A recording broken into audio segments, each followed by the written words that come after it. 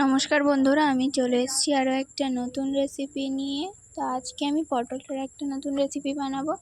তার জন্য আমি কড়াইতে তেল আর ঘি গরম করে নিয়েছি। এবার আমি পটলগুলোকে ভেজে নেব। তার জন্য আমি পটলগুলোকে আগে থেকেই নুন হলুদ মাখিয়ে রেখেছিলাম। এবার তেলের মধ্যে একে একে পটলগুলো দিয়ে হালকা একটু নাড়াচাড়া করে দিচ্ছি।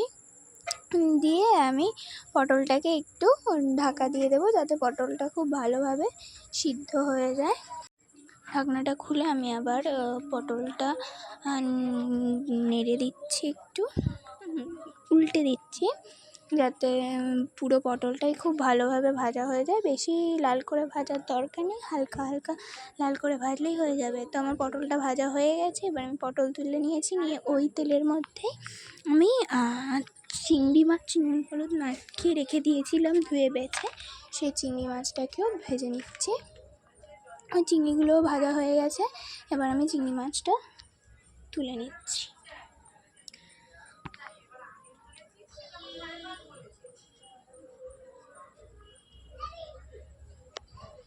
চিংড়ি মাছ আমি তুলে নিয়েছি, নিয়ে এবার ওই তেলের মধ্যে আমি দিয়ে দিলাম একটু জিরে ফোড়ন, আর ওর মধ্যে দিয়ে দিলাম পেঁয়াজ কুচি। পেঁয়াজ কুচি দিয়ে ভালো করে পেঁয়াজটাকে ভেজে নেব।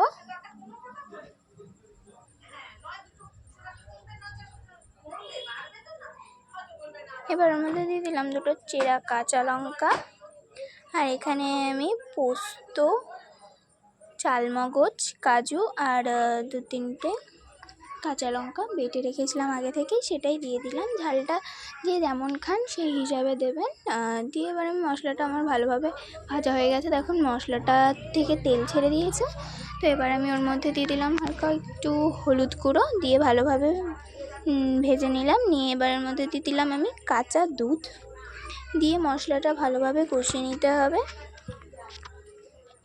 যাতে মশলাটা পুড়ে না যায়। তো খুব ভালোভাবে কাঁচা দুধটা দিয়ে আমি এবার কষিয়ে নিলাম মশলাটা। এবার দুধটা ভালোভাবে ফোটার অপেক্ষা করব। এবার এর মধ্যে দিয়ে দিলাম হালকা একটু লবণ।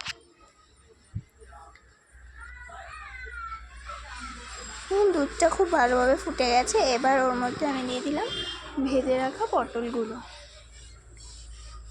আর এর মধ্যে এবার ভেজে রাখা চিংড়ি মাছগুলোও দিয়ে দিচ্ছি।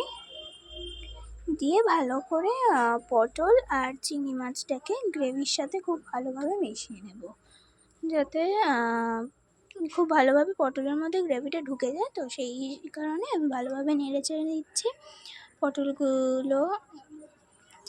আর ঝোলটা অতটা রাখবো না, তো তাই যে যতটা পছন্দ করবেন মাখা মাখা, তো সেই হিসাবে বানাবেন। তো এবার আমি এর মধ্যে দিয়ে দিলাম সামান্য চিনি, দিয়ে আমি এবার ঢেকে দেব, যাতে ঝোলটা একটু কমে যায়। তো রেডি হয়ে গেছে, দেখুন ঝোলটা অনেকটাই কমে গেছে, হালকা মাখা মাখা হয়ে গেছে, এরকমই ঠিক আছে। আমি এর থেকে বেশি আর করবো না। তো আজকে ভিডিওটা এখানেই শেষ করছি। আশা করছি আমাদের ভিডিওটা খুব ভালো লাগবে। আর হ্যাঁ, নামানোর আগে একটু ঘি দিয়ে দিলাম, যাতে ঘির টেস্টটা আসে। তো যাদের আমাদের ভিডিও ভালো লাগে অবশ্যই আমাদের চ্যানেলটি সাবস্ক্রাইব করবেন এবং লাইক কমেন্ট শেয়ার করবেন। আর যদি কোনো নতুন রেসিপি জানতে চান অবশ্যই কমেন্ট করে জানাবেন, আমি আপনাদেরকে সেই রেসিপিটি করে দেখানোর চেষ্টা করব। দেখা